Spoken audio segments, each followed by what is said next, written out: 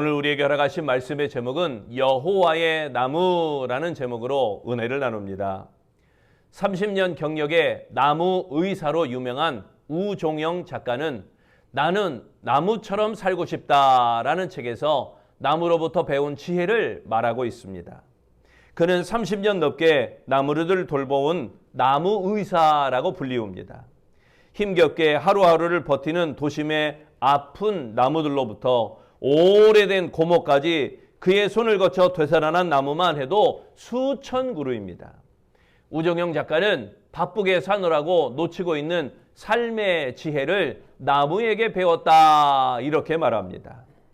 겨울이 되면 가진 걸 모두 버리고 앙상한 알몸으로 견디는 그 초연함에서 아무리 힘이 들어도 매해 꽃을 피우고 열매를 맺는 그 한결같음에서 평생 같은 자리에서 살아야 하는 애꿎은 숙명을 받아들이는 그 의연함에서 평생 그 의연함에서 자신이 알아야 될 삶의 가치들을 모두 배웠습니다. 이렇게 이야기합니다. 그도 그럴 것이 나무야말로 세상에서 가장 나이 많은 생명체이자 그 무엇에게도 해를 끼치지 않으면서 지금 이 순간을 지혜롭게 살아내는 존재가 바로 나무이기 때문입니다. 우종영 작가는 나무 하나하나를 보면서 나무가 주는 메시지를 다음과 같이 전하고 있습니다. 소나무는 고개 숙인 아버지에게 바칩니다. 아무리 힘들어도 자식들에게 힘들다고 말하지 않고 묵묵히 자리를 지키는 아버지의 마음을 닮은 나무입니다. 이팝나무는 그때 그 시절을 아시나요? 지난 가을 추수한 곡식이 다 떨어지고 아직 볼이 추수할 날은 많이 남아있는데 하얗게 핀 이팝나무는 쌀 생각나 눈물 짓게 했습니다. 볼이 꼬기 전에 피어 쌀 생각나게 만들었던 눈물의 이팝나무입니다. 아카시아는 삶이 그대를 속일지라도 조국의 헐벗은 산을 온몸으로 지키며 자신의 몸 배임을 당하면서 고난의 세월을 보냈습니다. 그런데 더군다나 달콤한 꿀까지 내어주는데 나무 대접받지 못하고 비난만 맞는 아카시아 나무. 비난이 자신을 비참하게 만들어도 여전히 자신의 몸을 내어주는 아카시아 나무입니다. 밤나무는 밉지만 미워할 수 없는 그대. 자신의 품 안에 어떤 나무도 자라지 못하고 온 몸을 다 펼쳐 혼자만 하늘을 독차지합니다. 그리고 다른 생물에게 햇빛 구멍 하나 허락하지 않고 거기다 열 몇 개 가시까지 있어서 가까이 하면 손해보고 찔리는 나무이긴 하지만 알토란 같은 밤알을 내놓는 밤나무입니다. 열매 때문에 미워할 수 없는 밤나무입니다. 느티나무는 어머니의 품이 그립습니다. 지나가는 손길도 쉬어가라고 자신의 온몸을 펼쳐 그늘을 만들어주고 나중에는 마음을 비우고 몸을 비우고 겨우살이에까지 품을 허락하는 넉넉한 어머니를 닮은 느티나무입니다. 그래서 사람은 이 나무를 통해 나무만 보는 것이 아니라 사람을 보게 되고 나무를 통해 사람이 사람답게 사는 길을 가르침을 받습니다. 스피노자는 이렇게 말했습니다. 비록 내일 지구에 종말이 온다고 해도 나는 오늘 한 그루의 사과나무를 심겠다. 여러분, 우리가 봉독한 시편 104편은 가장 아름다운 서정시로서 하나님의 창조에 대한 인간의 화답시가 바로 시편 104편 말씀입니다. 시편의 기자는 하나님이 지으신 세상의 배후에 있는 창조주의 지혜와 은총과 영광을 노래하고 있습니다. 특별히 여호와의 나무를 소개하고 있습니다. 16절에 말씀하죠. 여호와의 나무에는 물이 흡족하며 곧 그가 심으신 레바논 백향목들이로다. 여기에 여호와의 나무 이 말씀은 여호와께서 친히 심으신 나무라는 의미입니다. 시인은 여호와의 나무로 백향목을 지목하고 있습니다.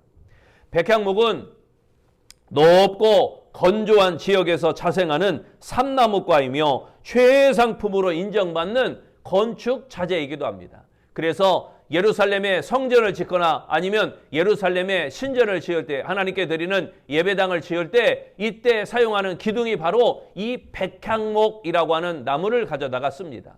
백향목은 높은 산지에서 자라기 때문에 이 겨울을 꿋꿋하게 견딥니다. 겨울을 잘 견딘 나무는 튼튼합니다. 굉장히 단단해요. 그래서 어떠한 좀벌레가 먹지 않습니다. 더더군다나 향나무이기 때문에 향나무에는 다른 벌레가 웬만하면 달라들지 않습니다. 그래서 나무가 오래 갑니다. 그래서 건축자재로 많이 쓰입니다. 그런데 하나님이 심으시고 하나님이 기르신 은혜의 산물이며 세대에게는 안식처를 제공하는 이 백향목처럼 유익을 주는 여호와의 나무, 우리도 이런 여호와의 나무 같은 자들이 되어야 할 줄로 믿습니다. 그렇다면 여호와의 나무에는 어떠한 특징이 있는가? 첫째, 여호와의 나무는 윤택하게 합니다. 독일에 가면요, 와인버그라고 하는 작은 도시가 있습니다. 옛날에는 큰 도시였지만 지금은 잊혀진 작은 도시입니다. 이곳 사람들은 요새와 관련된 이야기를 자랑스러워합니다. 15세기에 기사도와 명예가 가장 중요시되던 시절에 적군이 요새를 포위하고 성읍 사람들을 그 안에 다 가두어 버렸습니다. 그리고 적군 대장은 여자와 어린이는 요새에서 나와 어디든지 가도 좋다, 이런 전가를 보내왔습니다. 그 다음에 요새를 공격하겠다는 거죠.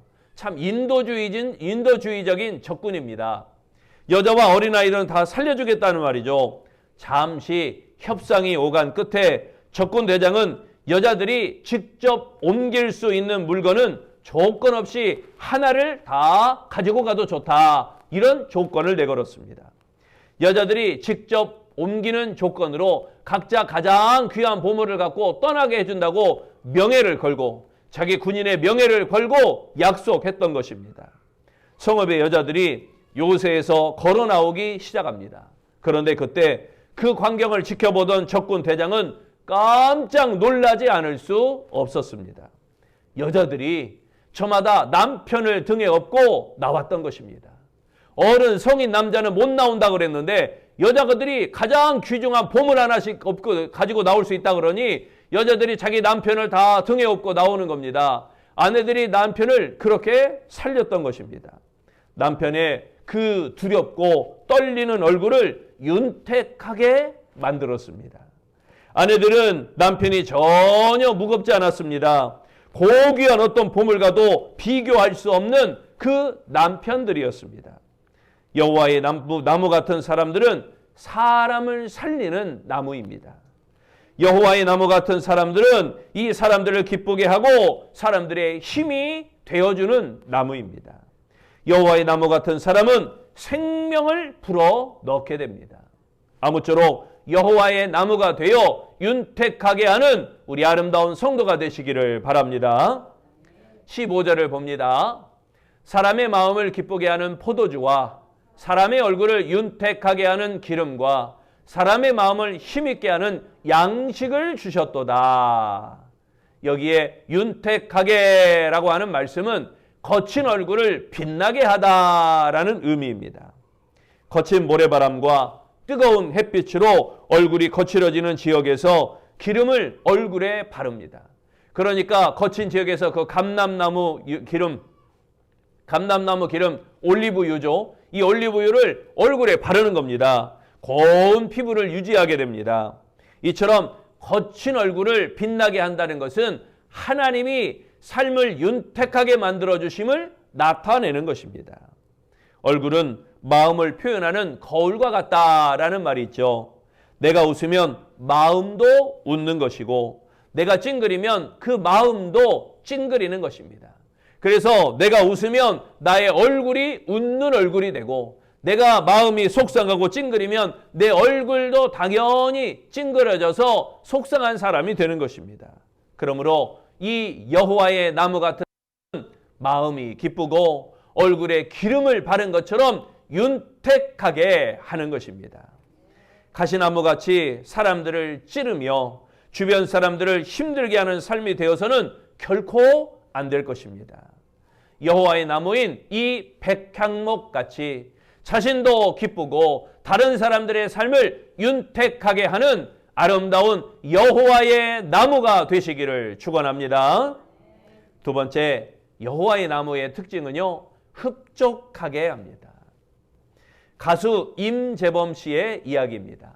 가수 임재범, 1990년대 후반 정신적 고통이 절정에 달해 힘든 시간을 가졌다고 합니다. 우울증이 심하던 그는 자신의 과거를 이렇게 회상합니다. 아무런 이유도 없이 불안이 엄습해왔고 매일 죽음만 생각했습니다. 설상가상 생활고까지 겹쳐 절망의 구렁텅이에 빠지게 되었습니다. 전기요금을 낼 돈이 없어 밤마다 전원을 내렸고 수도요금을 아끼려고 씻지 않았으며 급기야 길에 버려진 담배 꽁초를 주워 피우기까지 했습니다. 그야말로 폐인 생활을 하던 중 우연한 기회에 성경을 접했습니다. 아내가 남편의 회복을 위해 성경을 곁에 두고 그걸 읽을 것을 권면했습니다.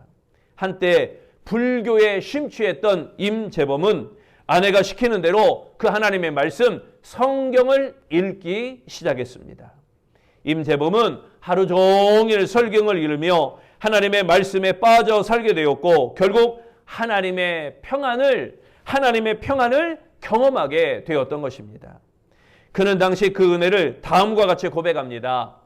우울증에서 벗어날 수 있었던 것은 하나님을 향한 믿음 하나였습니다. 그는 2011년 12월 TV에서 방영된 어떤 프로그램 하나에서 6년 동안 우울증과 조울증을 앓았다 이렇게 고백하였습니다.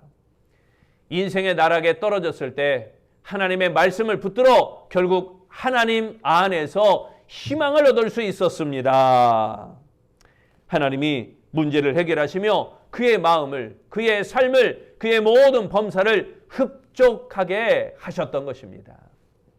본문 16절을 다 같이 봅니다. 여호와의 나무에는 물이 흡족하며 곧 그가 심으신 레바논 백향목들이로다. 여기에 흡족하며 이 말씀은 지속적으로 만족하다라는 의미입니다. 나무가 지속적으로 만족한다는 것은 시냇가에 심긴 나무처럼 물이 충분한 상태를 가리킵니다. 나무가 지속적으로 만족한다는 것은 계속해서 그 물을 공급받는 상태라는 거죠. 물이 멈추지 않습니다. 물이 계속해서 뿌리를 통해서 온 나무 구석구석까지 퍼져나간다는 겁니다. 그래서 이 시편 104편의 시인 다윗은 여호와의 나무는 흡족한 하나님의 은혜를 받고 있다 이렇게 노래하고 있는 것입니다. 여호와의 나무는 하나님이 관리하시며 분명 흡족하게 하십니다. 영적으로 육적으로 은혜를 베푸셔서 분명 만족하게 하십니다. 인간은 지혜와 능력이 부족하여 흡족하게 할 수 없지만 하나님은 지혜와 능력이 충만하여 우리를 흡족하게 하실 수 있는 하나님이십니다. 남의 것을 빼앗는 모습이 아니라 나누고 베풀고 꾸임이 되어서 남을 흡족하게 하는 그러한 하나님의 은혜라는 것입니다. 그런 여호와의 나무 같은 사람, 그런 흡족한 사람이 되어지시기를 바랍니다. 하나님께 받은 은혜와 그 사랑을 나누어서 하나님께서 흡족하게 채워주심을 얻는 아름다운 성도, 여호와의 나무 같은 자, 곧 백향목같이 다른 사람을 흡족하게 하는 우리 아름다운 신앙 되시기를 축원합니다. 세 번째, 여호와의 나무의 특징은 깃들이게 합니다.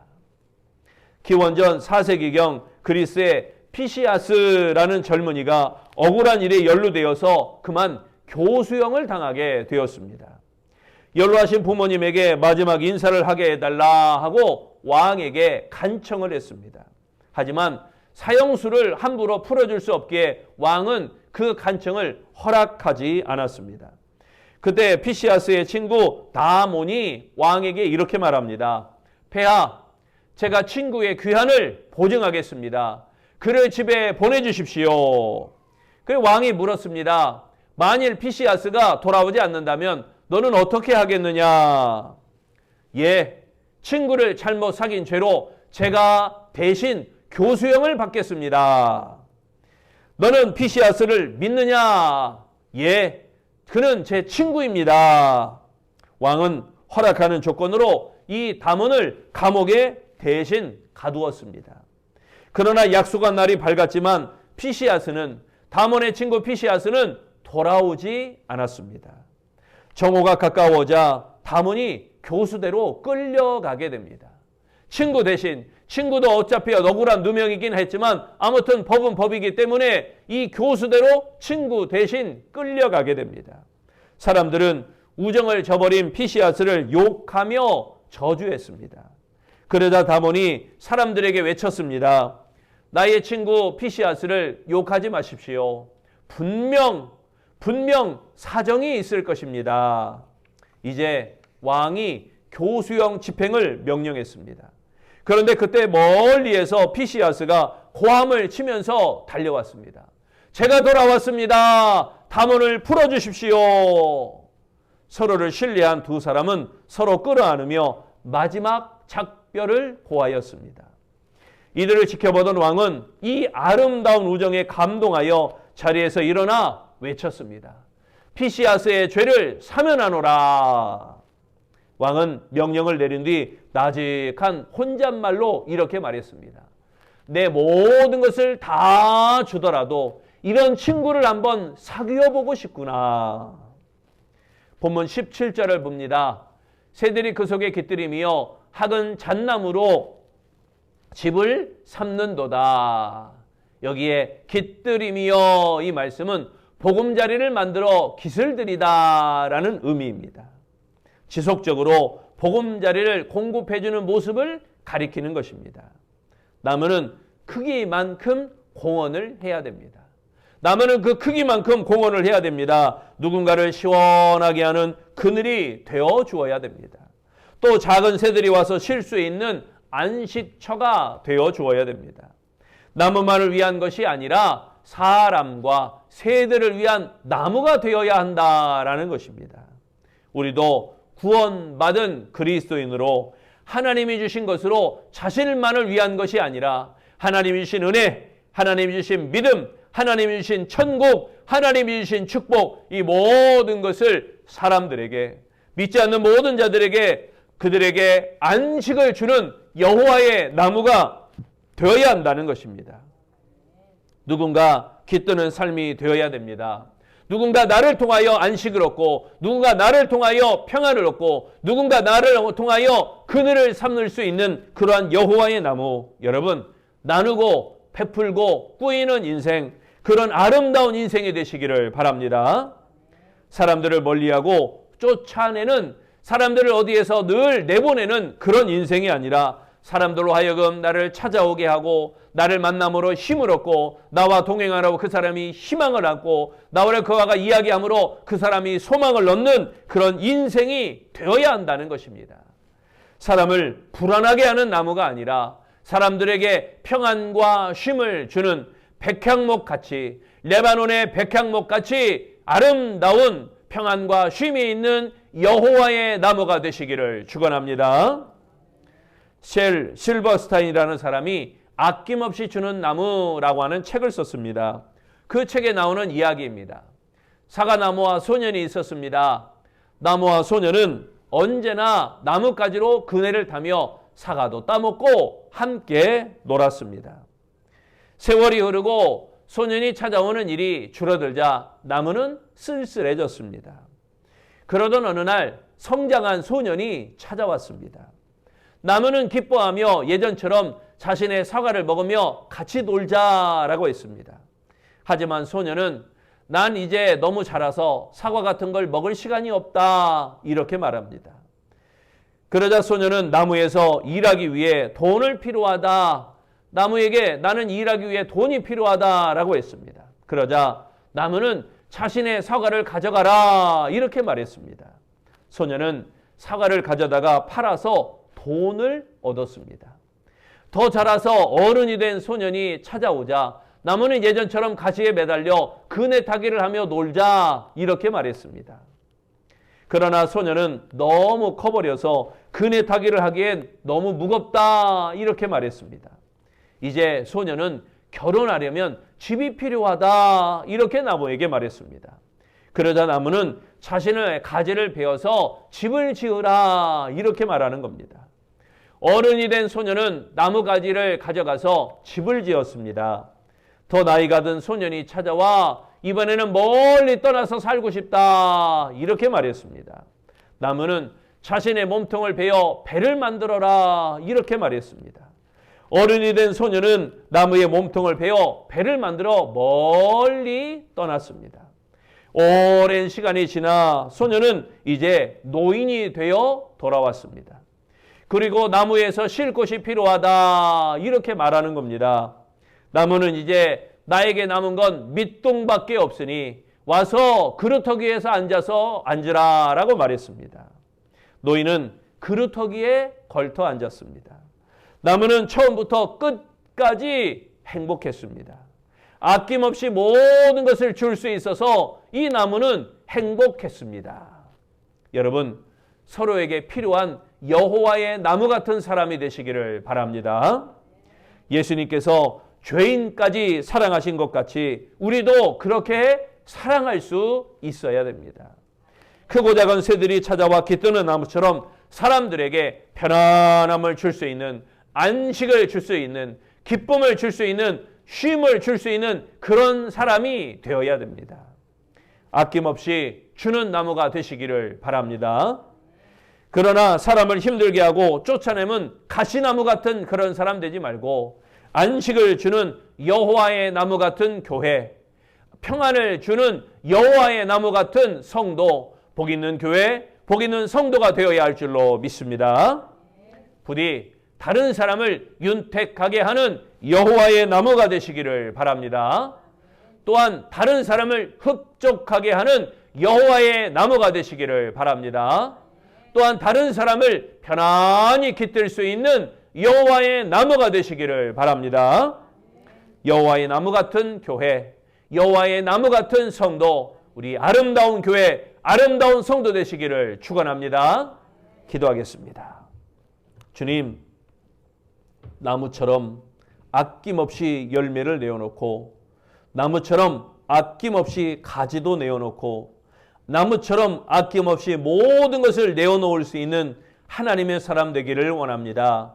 주님께 받을 때 조건 없이 받은 것처럼 우리도 베풀고 꾸이고 나눌 때 조건 없이 베풀고 나눌 수 있는 하나님의 사람이 되어 여호와의 나무 같은 하나님의 사람, 그로 말미암아 하나님 앞에 윤택하여지며 그로 말미암아 하나님 앞에 흡족하게 되며 그로 말미암아 하나님 앞에 편안함을 주는 수 있는, 편안함을 깃들 수 있는 하나님의 사람, 우리 아름다운 성도, 아름다운 교회, 아름다운 가정, 아름다운 모든 범사가 되어지도록 축복하시기를 예수님 이름으로 기도합니다.